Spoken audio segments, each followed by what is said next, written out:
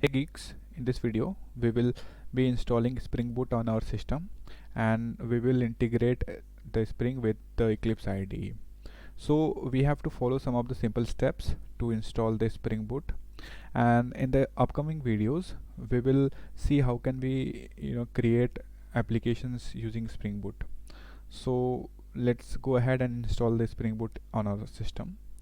So the first step will be to open your browser and search for Spring Tool Suite, and the first link will be spring.io. You have to click on this and you will be directed to the download page, and depending upon the version of your OS, like if you are using Linux, Mac or Windows, you can go ahead with installing. So I have Windows. I will click on it and the file will be downloaded. So I have already downloaded the file, so I will cancel this and I will go in the folder where I have downloaded this. So I have downloaded in soft SW folder, and this is the file that will be downloaded after completion of download. And when you double click on it, so these two files will be generated, and you will click on this STS folder. So then you will see Spring Tool Suite 4, 5 and whatever version the Spring Boot or Spring Tool Suite will be.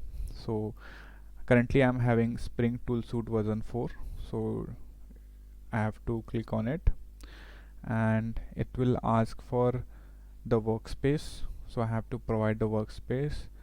You can provide whatever you want to, like you can also provide download folder or desktop, wherever you feel comfortable.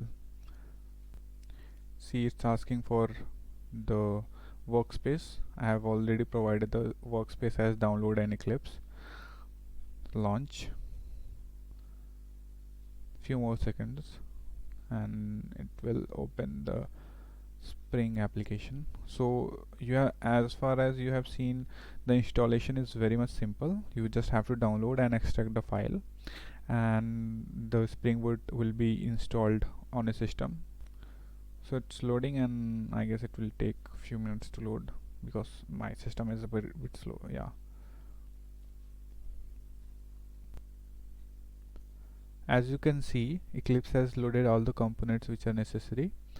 Now you have to select the perspective, click here, and you have to choose Java as perspective and open, and you can open or restore the package explorer, project explorer from here, and you can go ahead with creating new projects from here. So that's it for this video, guys. In the next video we will see how can we create our first Spring Boot application. So till then, keep learning and stay safe. Thank you.